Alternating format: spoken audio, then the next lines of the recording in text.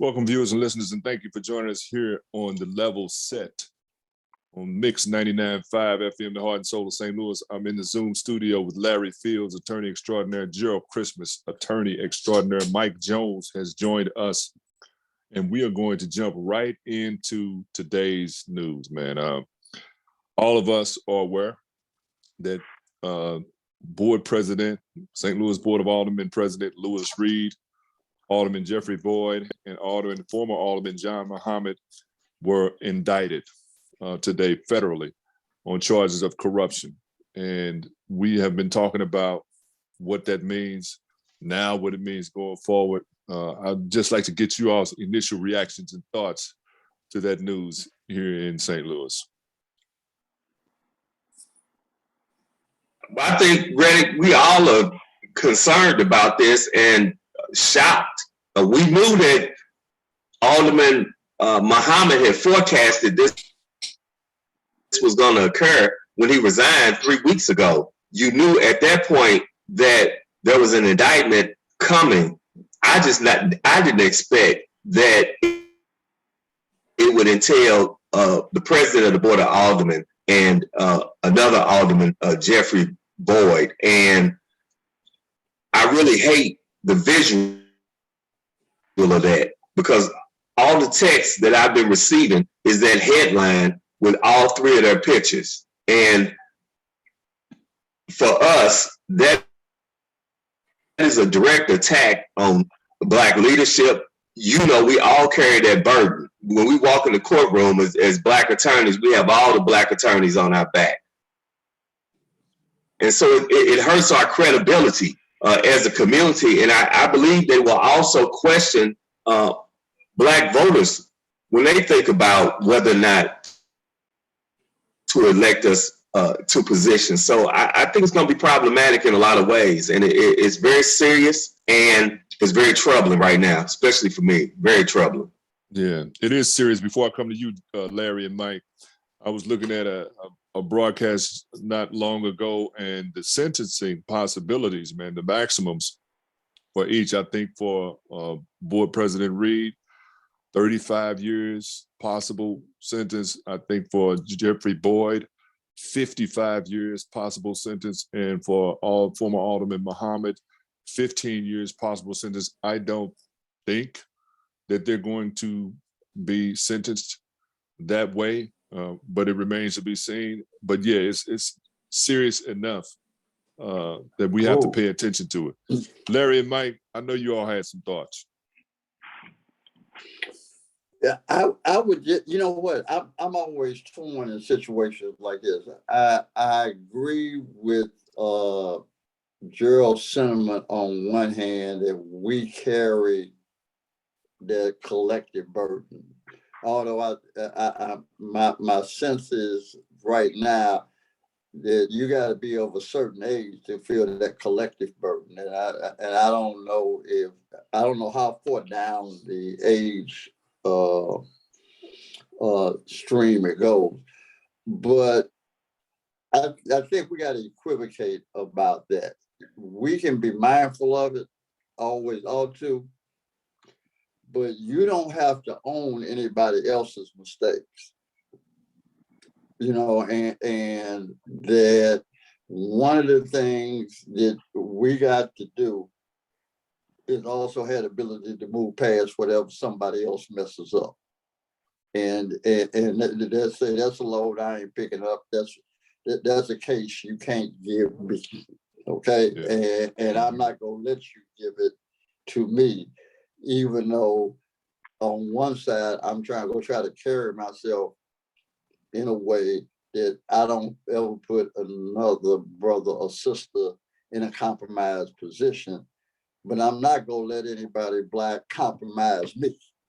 Mm-hmm. And that's kind of buying into a certain level of Black guilt or having to accommodate white expectations for all of us. And I think we need to free ourselves from that as much as we need to try to always stay strong for our collective interests. So the playoffs start tonight, and if somebody get hurt, they're not gonna have a meeting about who got hurt. They're gonna say next man up, man down, next man up. Okay, and Next man up. and that's the way you gotta roll. So and so went down, next man up. And we have to learn that side of the game and that aspect of mental toughness as well. Yeah. Well said, Larry. I know you wanted to weigh in on that. I want to come back to that next man up comment too after you weigh in, Larry. Well, I mean, I think that there are that the order that you went in was just phenomenal. Gerald hit a lot of the issues that we certainly are feeling, and then Mike Jones, as always, came and told us what our actual posture should be, because this, to me, is a hurtful and troubling situation, and I can't help but to feel somewhat, I don't know if I feel bamboozled, or I can't say that because I did not, I did not have stock in any of those guys. But I can tell you it is just such a letdown to have the community sold out for 20 pieces of silver. And I mean, we continue as, our black leaders, some of our black leaders continue to operate in a position of weakness, because there's no way you would take $2,500 for your personal individual gain at the collective expenses of the community. And that's what has happened in many of these cases. So, I mean, it's just really it is just a sad state of affairs. And to me, it is a troubling day. It is a very troubling day, because here we are in the city of St. Louis with a majority on the ENA board, which apportions all of the contracts in the city.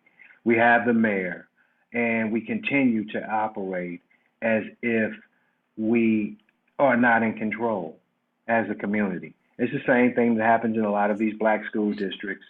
And it's just troubling, man. I mean, it's just, it's almost, it's a major setback.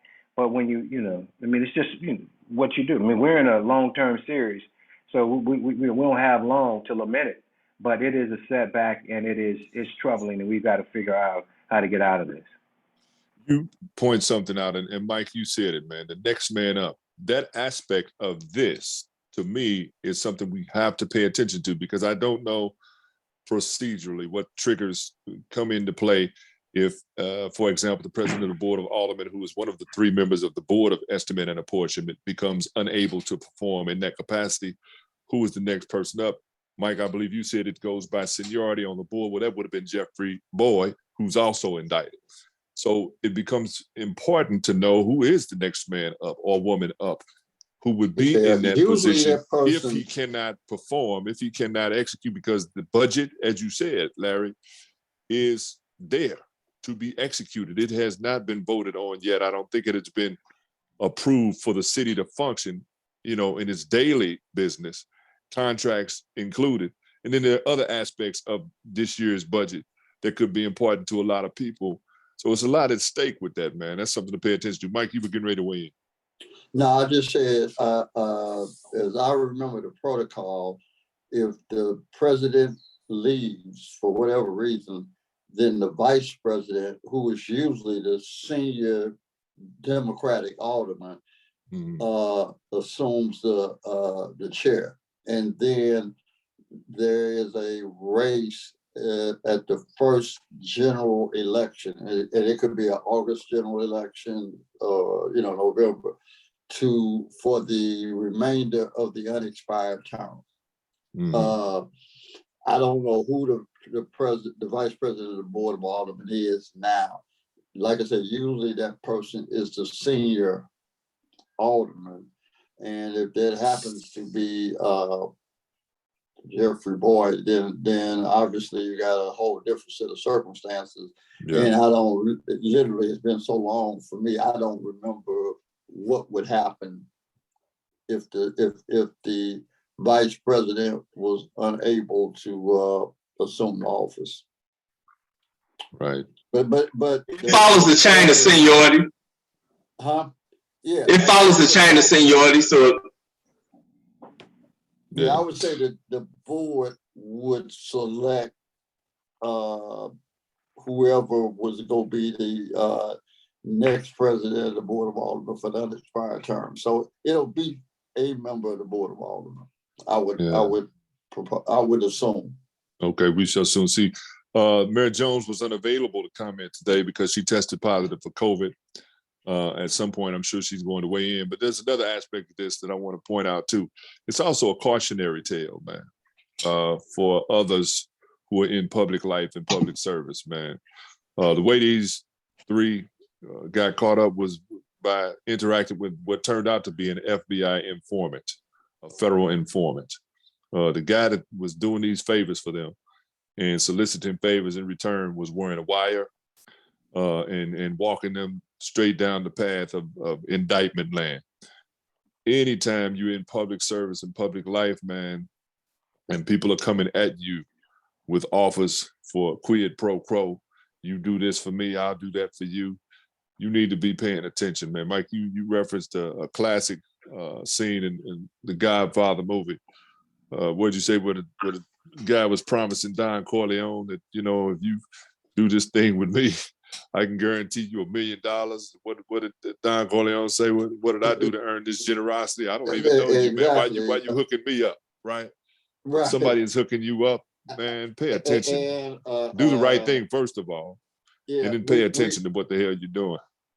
I would give you a reference from classical literature, and then just one from the streets. The classical literature reference would be beware of Greek sparing gifts. The one from the streets is ain't nobody you don't know should ever be able to send you to the penitentiary. mm-hmm. Right. Right. And, you know, really, to me, the thing that bothers me is that it seems like it might be a culture that going on down in the, when I read the indictment, the way it was happening so freely, and I haven't read the full indictment, but, you know, at one point he says, you know, give me 25. And I'm thinking he's talking about 25,000, but he already knows that he's talking about 2,500. And I'm like, I would never thought when he said, you know, give me 25, he was talking about 2,500. But the informant, he already knew 25 meant 2,500. So it appears that, you know, this 2,500 is given out regularly. Well, and Gerald, to your point. And so what go ahead, does Larry. that mean about the politicians that we're sending to bring resources back to our community? They don't know what to ask for themselves. So how in the world? So I mean, the whole system, the system has failed, because if you don't even know what to ask for yourself, that is going to jeopardize your liberty. You darn sure don't know what to ask for me as a person in your community. There is I'm going to go and not one up you, Mike Jones, but I'm gonna go to another one of our stalemates in the world of arts, and that is The Wire. When Prop Joe said there is a crisis of leadership. And there is a true crisis of leadership here. Exactly. And we are just not, I mean, we are sending individuals that have absolutely no business representing this. And so here we are with these four incredible minds backtracking on how these individuals should not have been caught stealing. When in fact, the bottom line is, dummy, why were you stealing? And then, dummy, why were you stealing at that level? You know what I mean? It just makes no sense. In a penny, in a pound. You know, because they're going to give up the same numbers for you, regardless of, you know, the threshold that you cross over. Now, Avenatti got 30 months today. Let's see what these guys get. Yeah. And Gerald, you hit on something. That it could potentially be reflective of a culture. And here, that adds another layer to the cautionary tale, because here's the thing, and I forget who pointed out before we came on the air, but it's very likely that this informant was already caught up himself, meaning he was already previously engaged with who knows who. Who knows how far this thing may ultimately spread, but he knew what the language meant, Gerald, because he had heard it before. This wasn't his first time at the rodeo. This is right. It wasn't his first time at all. So when the feds put pressure on you that, hey man, you caught, the only way you can help yourself is to help us with these people over here. What you gonna do? And he's wearing a wire and he's in these guys' faces. And now here we are again today, as Larry said, looking at folks who probably shouldn't have been engaged in that conduct in the first place. In public life, in public space, man, really, it behooves you to just do your job. Just do your job, man. And Red, we ain't even legitimate. Yeah. Go ahead, Gerald. I was just gonna say we're not even finished. We're not even finished because in the indictment, there's another unnamed elected official who he gave 10,000. He gave him 10,000 in cash. He brought the 10,000 back. Said no, give me two $5,000 checks for my campaign committee. And he took those two checks. Now, those two checks were never cashed, but he did take the two $5,000 checks, and that person is still unnamed. So he is either probably cooperating or yet to be indicted also. So we could have a potential one other member of the Board of Aldermen indicted. Right. And this guy was operating on the north side, it looks like. I don't know who all the aldermen are. But it looks like that's where his area of operation was. It's just unfortunate, man. And, it's a letdown, like Larry said, on so many levels. Here you have Black leadership in the city. The Board of Estimate and Apportionment is entirely Black. Darlene Green, Lewis Reed, Tashara Jones. Effectively, this could potentially derail any momentum that they would have been able to create had they built some kind of consensus around a direction for the city, a budget for the city especially. Yeah, man, it's a real letdown. And Mike, one question I have is, who do we have as the next man up? You know, with a team, you know who's going to be the next man up. You've been practicing, you know the plays, you're ready to be the next man up. Who do we have in our community to be the next man up? Because, we're getting ready to eliminate 3 people, possibly 4. We don't know. We have 4 people to step up to the plate.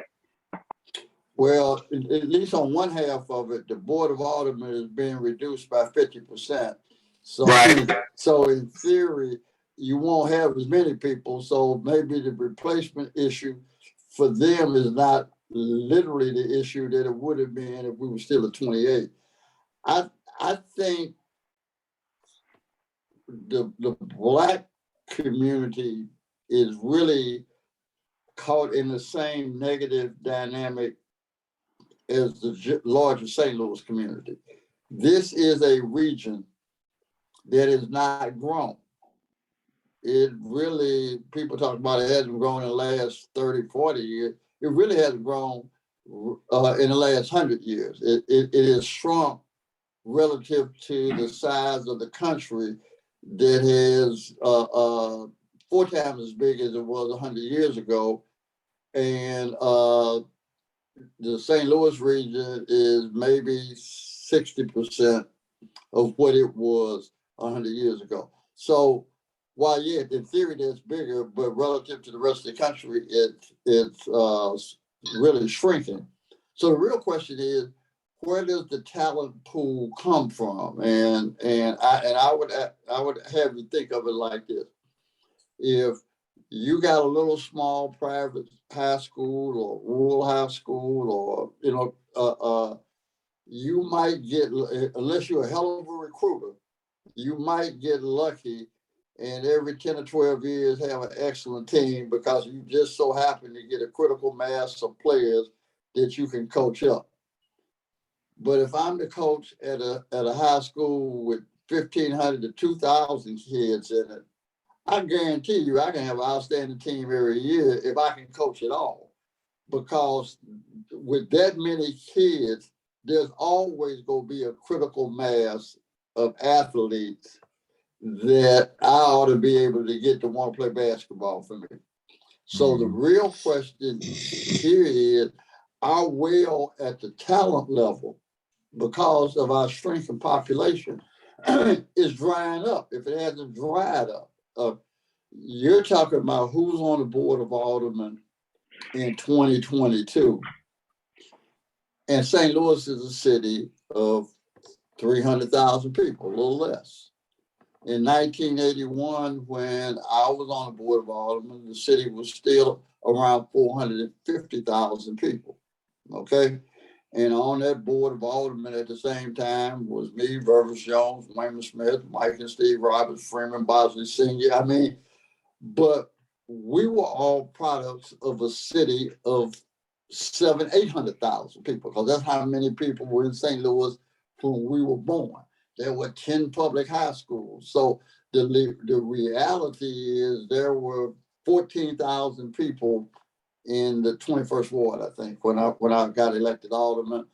And the night I won a Democratic nomination, I got 4,400 votes. I could get elected in 10 wards with 4,400 votes in North St. Louis. I mean, that therein is the difference. So as that talent, as their population pool shrinks, talent is randomly distributed throughout a population. So you just, in order to keep rebuilding and keep restocking, you have to have a population big enough that the skill sets that you need are randomly dispersed across the population in a large enough number, critical mass, that you always got somebody who wants to do this who can do it at a high level, as opposed to hoping that whoever shows up got some ability. So if we cannot solve the growth issue, and I'm not sure we can, I don't know where the next man up comes from. That's a long answer, but there is the crux. But that's the crux of the problem. Okay, we don't have nobody on the bench. That's why that our bench is empty, and these other places got those players you talking about. I'm starting 5, but I got another 7 or 8 that could play. And we bringing 5 to the game. Gotta hope don't nobody get hurt or don't nobody foul out. Right, nobody foul out. There's another aspect of this case right now that's jumps out at me, man, and that is, again, the dual system, dual response to Black crime versus high-level white crime. Here we are discussing the futures of these 3 men, the city itself, behind crimes that involve some, thousands of dollars and gas stations and land grants or whatever the hell. Meanwhile, you got high crimes and misdemeanors, man. People trying to overthrow the government, committing open sedition and treason, threatening the lives of elected officials, storming the Capitol with rifles and pistols, beating police officers to death. And the response from that same justice system has been slow, measured. And it really is stark when you look at somebody like a Donald Trump, whose whole adult life has been one long crime spree, man, public crime spree, done with impunity, arrogance, and ignorance. He's still walking around flouting his ignorance and arrogance and impunity to this moment. And now you got these 3 guys wondering about their futures, I'm sure. Louis Reed looks shook. I mean, you can see it in his face. If you go back and check the tape, they'll run it back at 10 o'clock. I'm sure you'll all be able to watch it. Shook, man, coming out of that courtroom, and rightfully so. Let me say this, Reddy, and I'm going to quote Dr. Greg Carr quoting Dr. Henry Clark. Sometimes some stories don't have any good guys. Right. In this situation, bro, if you are, to me, the behavior that you have suggests that you don't care about the individuals that you have stated you were going to go out and make their lives better than. And so you are an accomplice to this capitalistic monarchy, which is what it's turning into, that is killing us. And we have, they made sure, the Post made sure that they put all of our pictures up there. That was the most beautiful pictures of them. They, and they wanted to show white America what we look like you know, not in our worst moments, but this is what you're dealing with. That was intentional. This is what you're dealing with, and you can't trust any of them. So they try to erode our credibility based on that. But when these three guys went out and they operated on their own, Mike, that was an excellent book that you recommended that talks about the myths of capitalism. And one of, but you don't even get out of the introductory period, that when it begins to analyze how the erosion of societies are based on greed and individualism. There are very few societies that we know of in modern times that have a collective sacrifice for anything. You ain't supposed to be in politics if that ain't your mindset. You are not. And the book did a very good job of pointing out that we are in a state economy, a state-aided economy.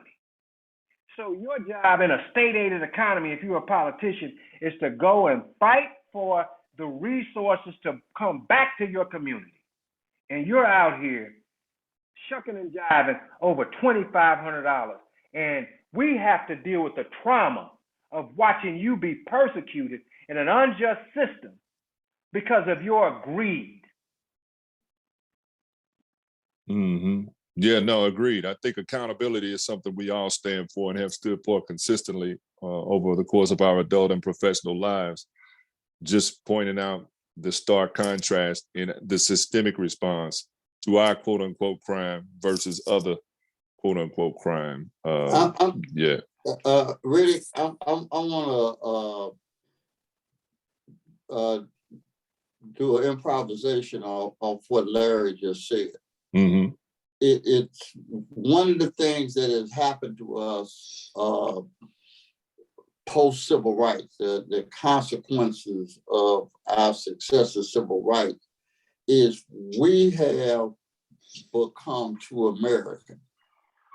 And so there, I got a text from a good friend who out of town, but keeps up with the Post, and he sent it.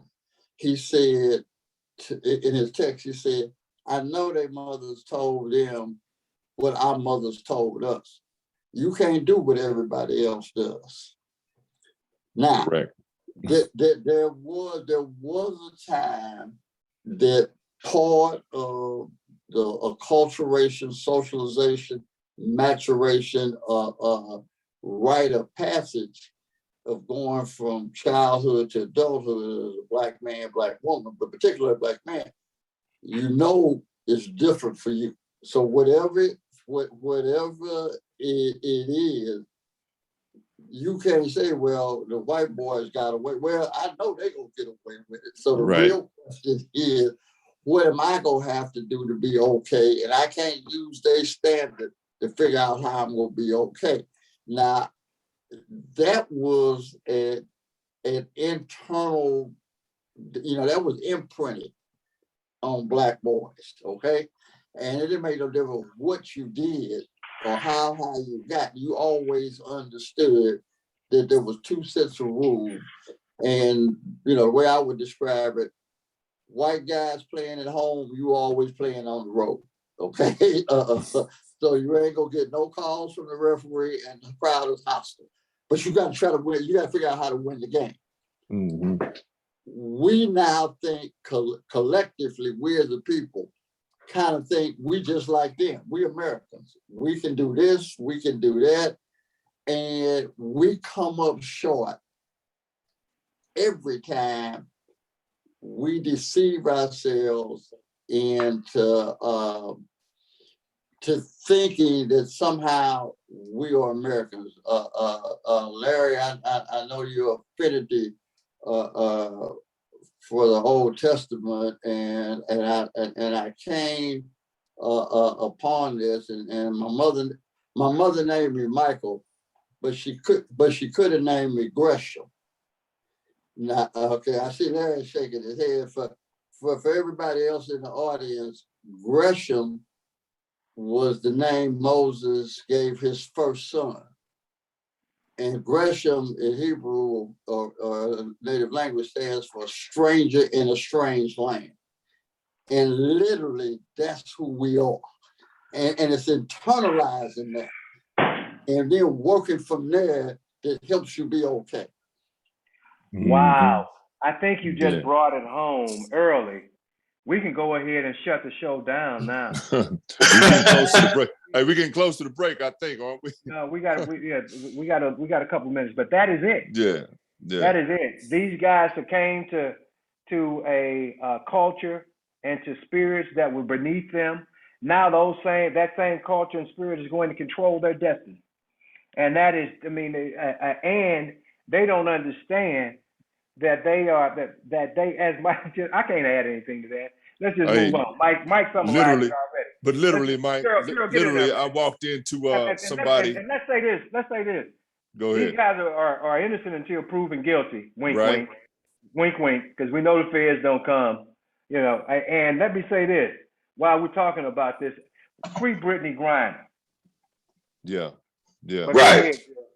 Hey, let me tell you this, Gerald, real quick. Literally today, I walked into a guy because this was on everybody's front page, man. Walked into a guy that I used to work with at the police department, and he said exactly that, Mike. That those guys got caught up just like some black officers do, thinking they can do what white officers do, and you cannot in this system. You can't do it, man. So, yet another example, number 3,100,000,002. That you can't do what they do. Gerald, go ahead, man. I was gonna say the real problem too is that they represent some of the most distressed areas in the city where they really need good representation. They need somebody really bringing resources home to them. You know, Jeffrey's area and Muhammad's area are both very distressed areas in the city. This is the last thing that those areas needed was representatives who were not trying to bring resources back to their community, because they're in desperate need of resources in both their communities. And with Lewis being the president of the board of aldermen, is fully aware of the resources that we need in North St. Louis and the opportunity that we have right now to bring those resources to North St. Louis. You know, now, these guys talk about Marion Barry. This never would have happened under Marion Barry's watch. No. Ever. This kind of foolishness. I mean, it just makes no sense, man. Like you say, Mike, we got the players. They just ain't tough. Well, Reddit, are you with us? I am. It remains to be seen how we Your camera's land out, on Reddit. our feet, man. Say it again. Your camera's out. Oh, hold on. Am I back? No. Nah, man. It could be the police for all we know. Yeah, That's it, yeah. man. Watch Shut it what down. you. Hey, watch Shut it what you down. say. They handing it out Watch right what now. you say. Watch what you say. Shut it Watch down. what you- All right. Listen, recording has stopped. Yeah, let's go to break till I can fix this camera, man. No, we have 2 more minutes, man. Go ahead. And let's go ahead and use those wisely. Be good stewards of the listeners' time and the radio station's time, because this is an issue that we just need to make it to a teachable moment, man. It has to be that. It has to be that, man. And one of the lessons that you must learn in public life and public service, man, do your job and just do that, man. Just do that. If you need extra money, get a side gig. You know, there's all kinds of ways to create streams of income that don't involve you dealing with people that you don't know, or maybe you do know, putting you in situations that, with the kind of experience that at least 2 of them had, they should have easily understood would put them. 2 of them had side gigs. Exactly. Brandon, that's the problem. 2 of them had side gigs. You know, Lewis has a tech company with his brother. His wife is a lawyer. Being president of the board of aldermen has to be close to a 6-figure salary. Jeffrey has a club in his ward. He owns a number of pieces of property in his ward. You know, he's a veteran. I mean, they have. That begs the question: what's the motivation to mess around with a couple of $1,000s, man, as a public official, when you know you've seen it before? We've seen this movie before, man.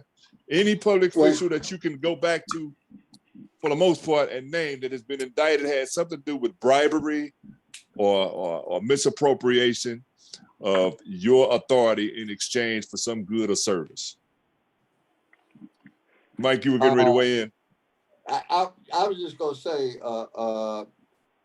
I'm not gonna say anything about that because the comment I had to make it would be relatively disparaging, so I don't want to do that in this moment. Okay. But I will say how we I think should respond as a people. We just got to keep moving. You know, like if this was a cowboy movie, you ask the brothers, can you, if you wounded, can you ride?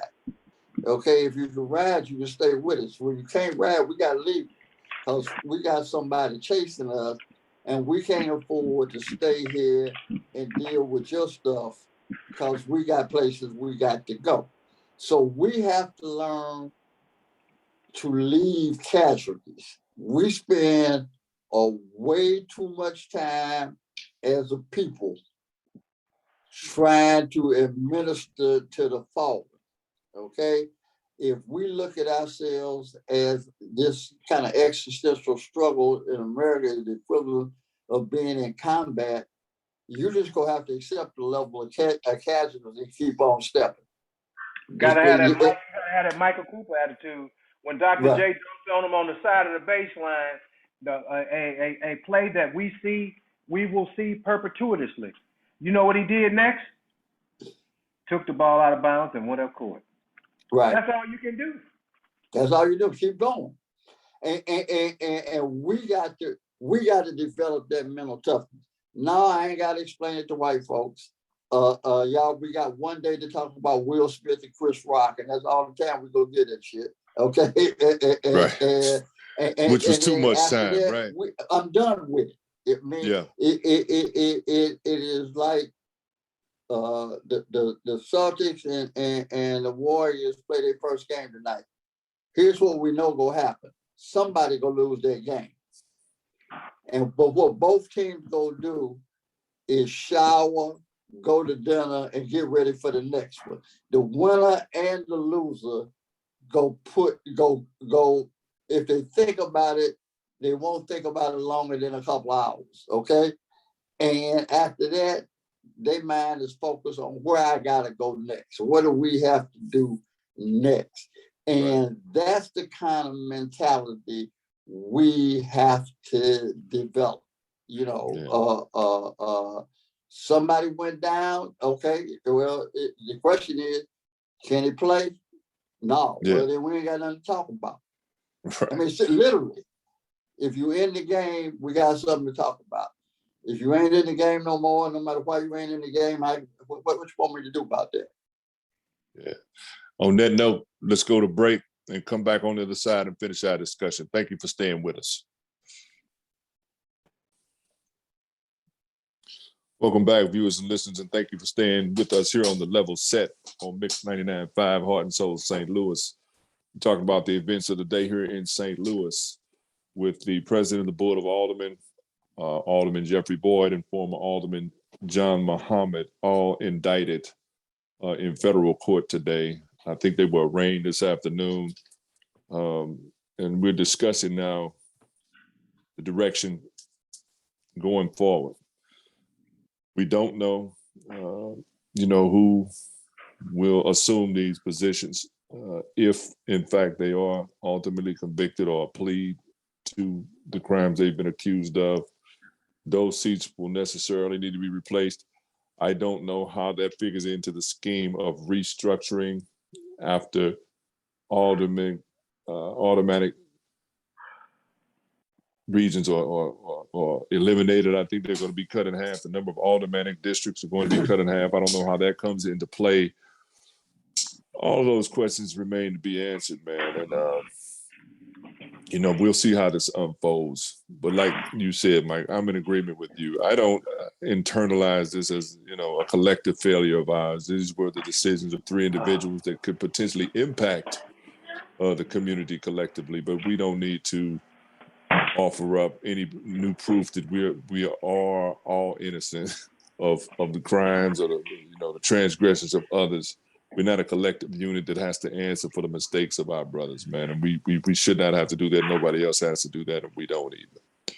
Gerald Christmas, what do you see on the horizon, man? I know you are engaged relative to city politics. What do you see on the horizon? What can you envision going forward if you're still with us? Is Gerald still on, man? Yeah, I'm right here.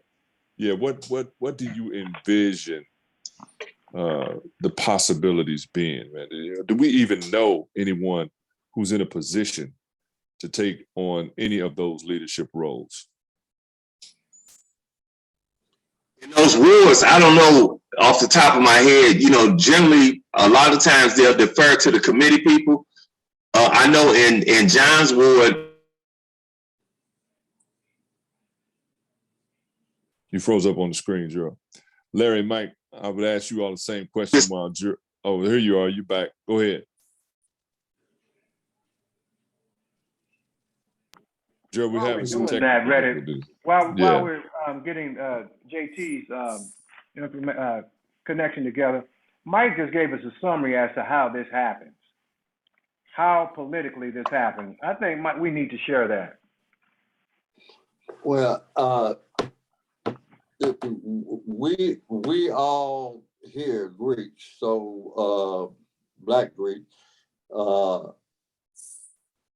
So we all old enough to have gone through a pledge process. So we got enrollments now, but anyway, so you have to, and one of the things is whether you're Alpha, Kappa, Q, whatever, and the way you talk about it is, where did you get made? Where did you go over? It ain't something you can join. It's a process that has to happen to you to get to the point where you now are in this fraternity.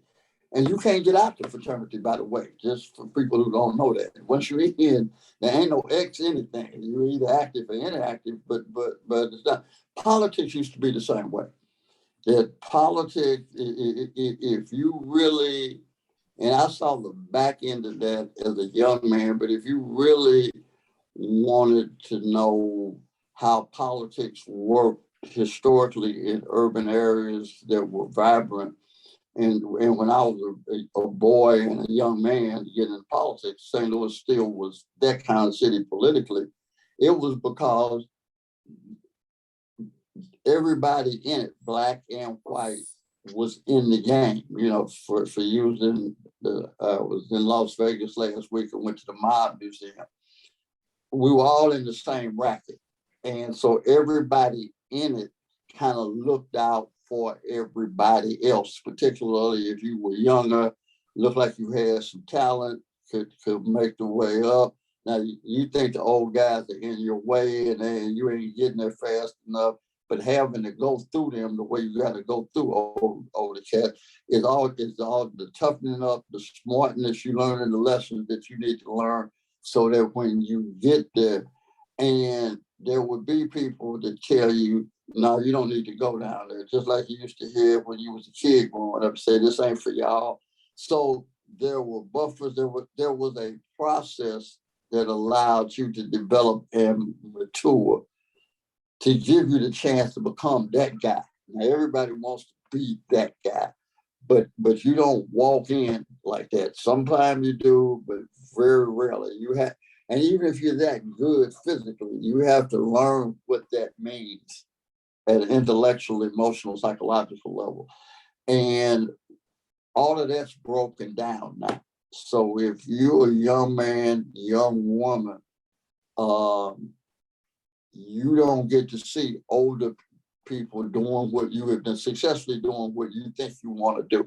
I don't know how you guys struggle with it. You and Gerald struggle with it, or the lawyers struggle with it now, but we no longer have these cohorts that's part of our community, so that almost like a guild, that if you were interested in something, you could go to where the people did that, and you can hang out, get yourself known, whatever, and in that process, make yourself part of that guild, that trade, and you will learn it. And so if you learned it well and had talent, you could really excel. If you didn't have next level talent, you still knew how to be competent at the level that you were doing it. And now we have, you've heard me use the term entrepreneurial politicians. We also have instant leaders, okay? It's like the microwave leaders. You just add water, put it in there, put it on a minute, and you got a bowl of oatmeal. That ain't the way your mama made the oatmeal, because she had to put it on the stove and do it. Somebody had to cook the oatmeal. And we used to have to be cooked in whatever we were doing. And now everybody is instant. They get put in the microwave. And guess what? It ain't the same oatmeal. You know, Mike, when you give that analogy, that particular analogy about playing at the one end of the court with aspirations to get to that other end of the court, it always brings back a vivid memory.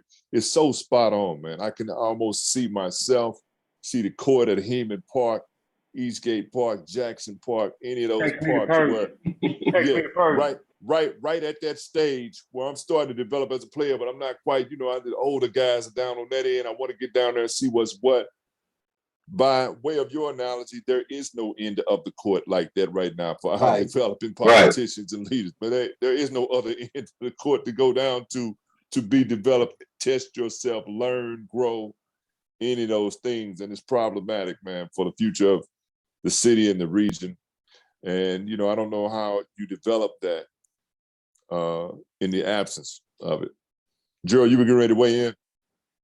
I was going in and say, you know, I agree 100%. I think, Mike, you're gonna have to call a meeting with you have to call a meeting with the Black elected officials, and you're gonna have to break this down to them, because somebody's gonna have to take the lead, and we don't have anybody to do it.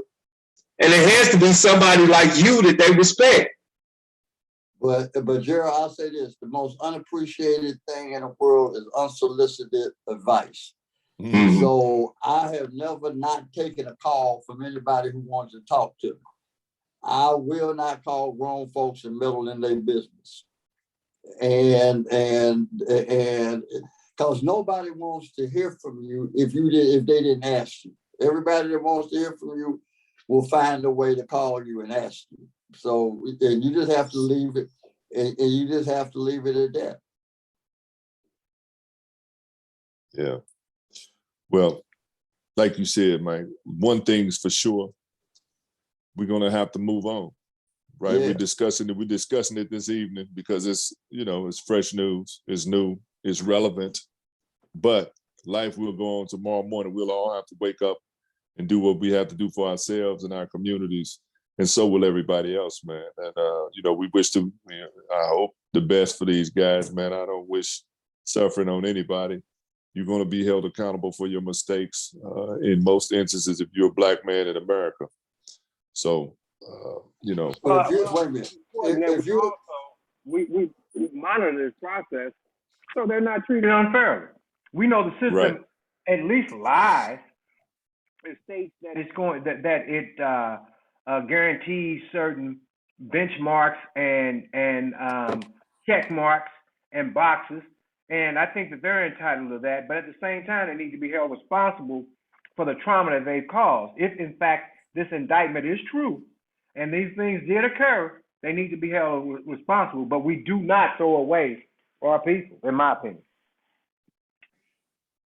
Randy, before we go, we didn't talk about any of the mass shootings. You know, we had another shooting in Tulsa yesterday, and it's been a lot of comments about the police not entering the classroom in Uvalde, and I wanted to get your take on that. We need to do a show. And let me set that up a little bit. Go ahead. That doctor in Tulsa was a Black doctor. He was. Wow. Okay. He was a Black doctor in Tulsa. Yes. They got shot. Yeah, and killed. That was killed. That has ties to the area. Yeah. Yeah, that's really a whole show. I think we kind of preempted everything with the local news because of the weight of it. Right. My gut response to that, man, every training that you've ever heard of relative to school shootings, and what country has trainings for damn school shootings? What civilization? What sane civilization puts time aside to train how we're going to respond to when our kids get gunned down in the schools we send them to. But your training is that you get your ass in there, man. Even if you by yourself, you address the threat. If kids are actively, and in this case, man, let me tell you something. Me and my wife were having this discussion. She didn't think so. If the law functions as it's supposed to, Larry, to your point, we know that sometimes those guaranteed checks and balances don't exist. But criminal negligence should be a charge that could be leveled at whoever was responsible for that scene, man. When you got kids calling 911 from inside a classroom where a man is firing an AR-15 into their friends, and you in there and you stand around for 70 minutes or whatever the hell it is, that's criminal negligence to me. But really, yeah. As we leave, I want to pose another question that really is, for me, the question of the day, the hour, the century, maybe. And that is, collectively, what about white folks? Because ultimately, what's going to happen in America is, what will white folks who know better, and I said this before, willing to do about white folks who won't do better? So once you exclude the damage to us and where the country is moving, what is mind-blowing is how there is no white response to this white absurdity. And it's like they are incapable of correcting, checking, chastising the worst among them. And so that is the moral failing of America. And I think it's that lack of moral capacity. What I think you're witnessing is the beginning of the decline, literally, of American civilization, what passes for American civilization.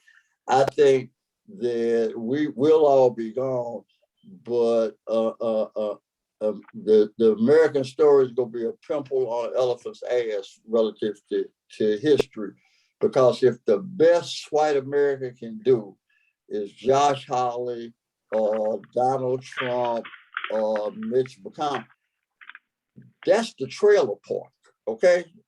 That if you want to call yourself a great set, and I'm not talking about moral capacity, I'm just talking about intellectual capacity, skill set, the ability at the leadership level to do what it requires to hold a society together.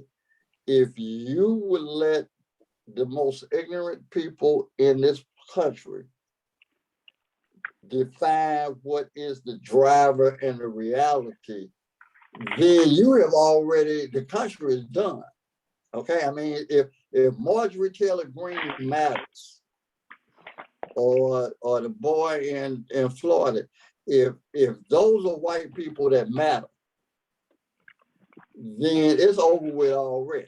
Okay, and I think my advice to my grandchildren is say, get yourself a skill set. If you're making any money, travel, and don't travel for pleasure.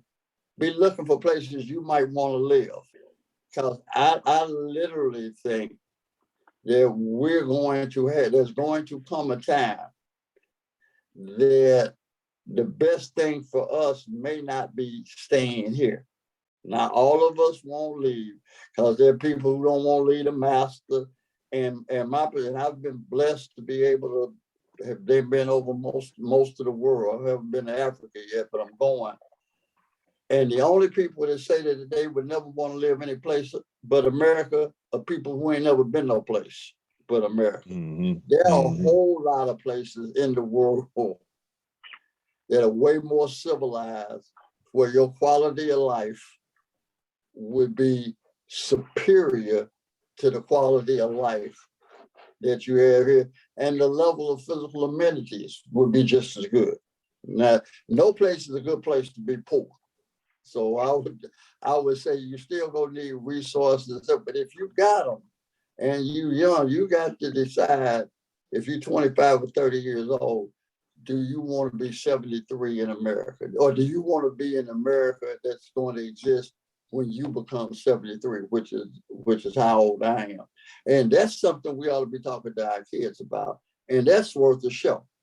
And before, and so people talking about we need to be inclusion. I don't know. I'm like Dr. King. He said, "Oh, we're being integrated into a burning building, into a burning house."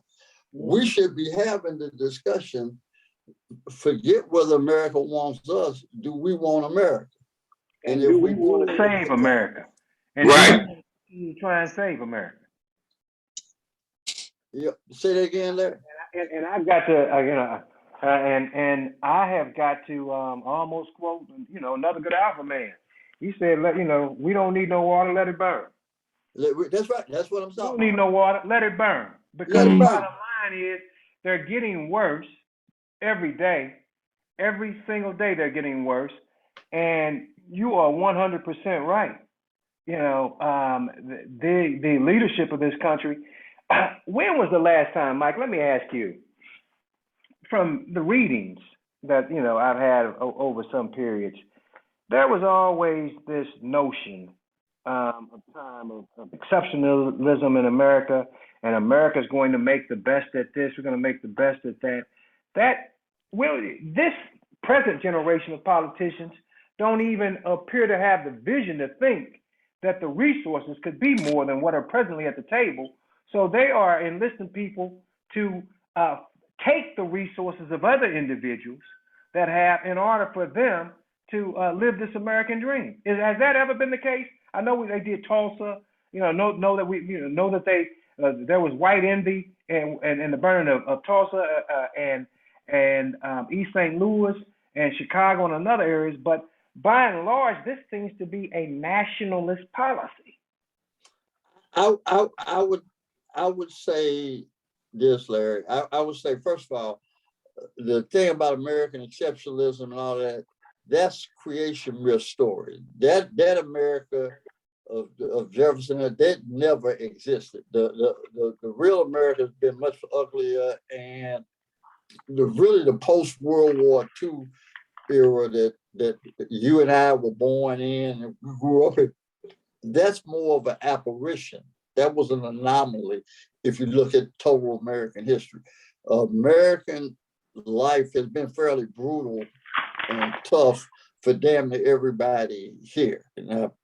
Post-World War II, it got to be a different story, and we even benefited from some of that. I think, though, I look at the character issue.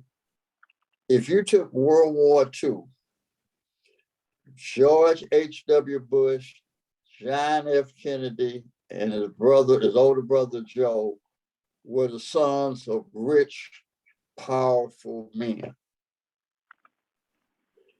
All three of them volunteered for World War II, not just volunteered. George H.W. Bush was a fighter pilot on a naval aircraft carrier, okay? And people used to say he was soft. I said, man, you can't be no punk and a fighter pilot off an aircraft carrier. I'm sorry. You can say a lot of things about him, but you can't say that. John F. Kennedy had a boat shot out from under him in World War II. His brother got killed. He was a fighter pilot. Okay?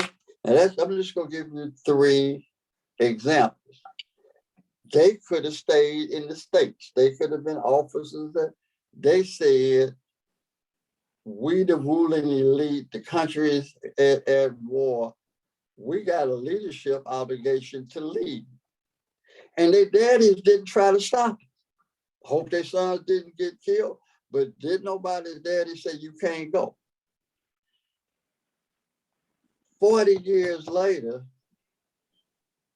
they produced children like George W. Bush, who spends the Vietnam War missing in action at the Alabama National Guard. So by the time you get to Vietnam, ain't nothing but poor black and white boys and Hispanic boys dying for the American project.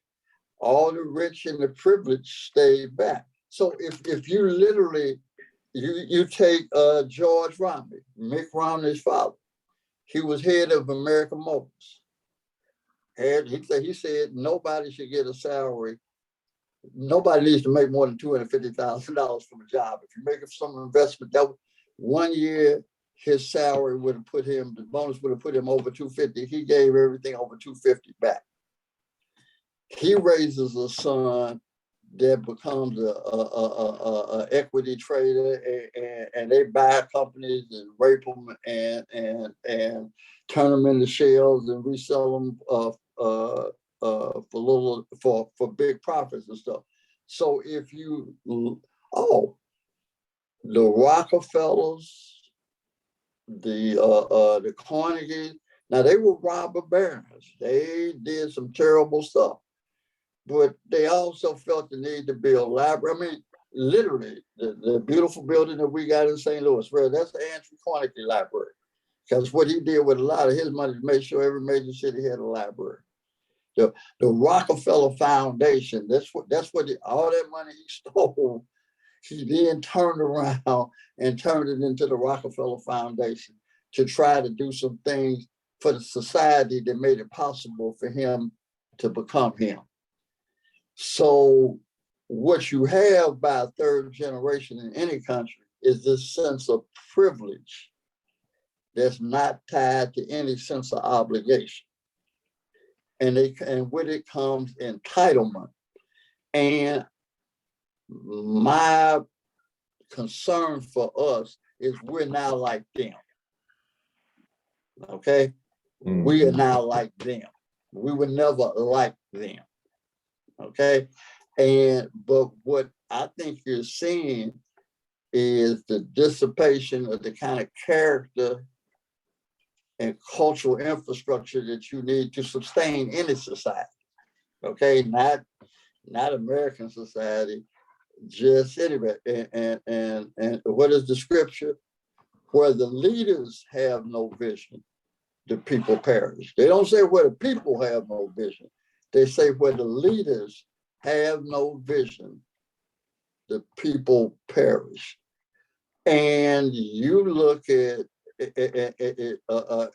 I would say if I looked at the American leadership class across corporate and political and national, I'd say that's the trash. You ought to take it out and start all over again. And on that note, wow, I believe we've come to the end of the show. Thank you again, everyone, for joining us here on The Level Set and being part of our discussion. We welcome you every week to join us here because we are always here. We'll see you next time. Take care of yourselves. Peace.